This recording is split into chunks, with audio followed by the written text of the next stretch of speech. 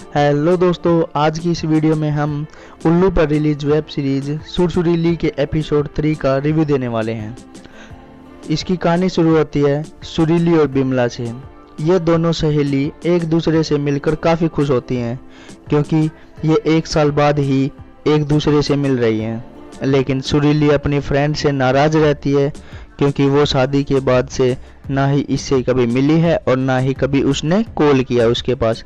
तो बिमला बताती है कि क्या करें, शादी के बाद टाइम ही नहीं मिलता। अब ये हंसकर बोलती है कि तेरी गलती नहीं है, अब तो तेरा सारा टाइम जीजाजी ही ले लेते होंगे। इसके बाद सुरीली रोमांटिक बातें करना शुरू कर देती है और बिमला से उसकी सुहागरात के बारे में पूछती है।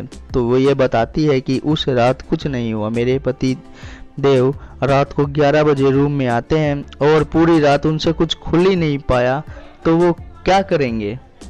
अब सुरीली के पास गली के एक लड़के का कॉल आता है जो सुरीली से मिलने के लिए बोलता है। तो सुरीली उसको बोलती है कि ठीक है, मैं घर पर ही हूँ, तुम मेरे घर पर ही आ जाओ। फिर वो सुरीली को बोलता है कि मैं घर पर नहीं आऊँगा क्योंकि तुमने पिछली बार घर के सारे बर्तन मेरे से साफ करवाए थे। तो सुरीली हंसकर बोलती है कि ठीक है, तुम घर पर आ जाओ, इस बार मैं बर्तन साफ नहीं करवाऊंगी। आगे ये खुश हो जाता है और फ़ोन कटने के बाद सुरीली अपनी फ्रेंड्स को बताती है कि इससे पिछली बार जूठे बर्तन धुलवाए थे, लेकिन इस बार मैं घर पर आऊँगा, ये घर पर आएगा तो इससे कपड़े धुलवाऊंगी। अब इधर पंडित जी सुरसागर के लिए एक रिश्ता लेकर आते हैं और इसके बाप को बोलते हैं कि मैं इस बार तुम्हारे बेटे के लिए इतना ज़बरदस्त रिश्ता लेकर आया हूँ।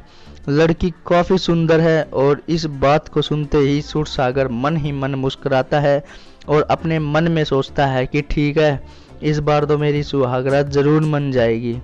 लेकिन इसका लालची बास हमेशा इस तरह दहेज की मांग उठा देता है और पंडित जी से पूछता है कि ये क्या वो लोग दहेज देंगे या नहीं। तो पंडित जी बोलते हैं कि वो तो उनके ऊपर बात है कि वो दहेज देंगे या नहीं, लेकिन वो अपनी लड़की दे रहे हैं ना। तो जब इसके पिता को गुस्सा आ जाता है और पंडित जी को बोलता है कि मैं अपने बेटे की शादी उसी लड़की से करूँगा जो लड़की ज़्यादा दहेज लेकर आएगी, चाहे मुझे इसकी शादी कितना ही लेट क्यों ना करनी पड़े। अब आगे पंडित जी नाराज़ होकर यहाँ से चले जाते हैं। अब सुरसागर दुखी होकर अपने लालची पिता को बोलता है कि आप मेरी सुहागरात बनने दो।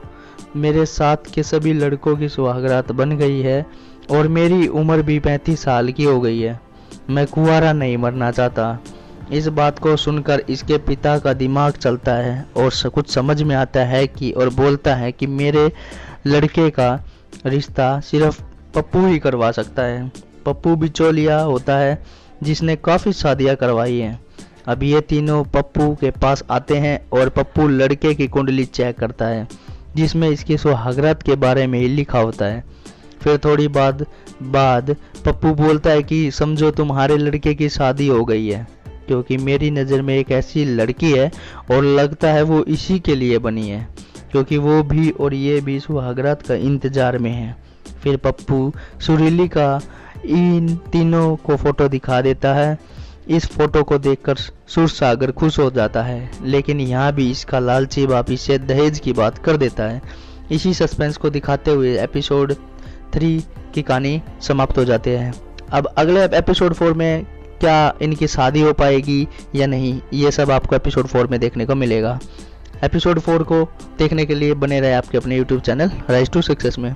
दोस्तों फिलहाल इस वीडियो में इतना ही। अगर आपको वीडियो अच्छी लगे तो इसे लाइक करें, शेयर करें और चैनल पर पहली बार आए तो चैनल को सब्सक्राइब करें। साथ में बेल आइकन को प्रेस जरूर करें ताकि आपको नई वीडियो का नोटिफिकेशन मिल सके। मिलते हैं अपनी नेक्स्ट वीडियो में नई वेब सीरीज के रिव्यू के साथ, तब तक के लिए टाटा, good bye, see you, take care, bye bye.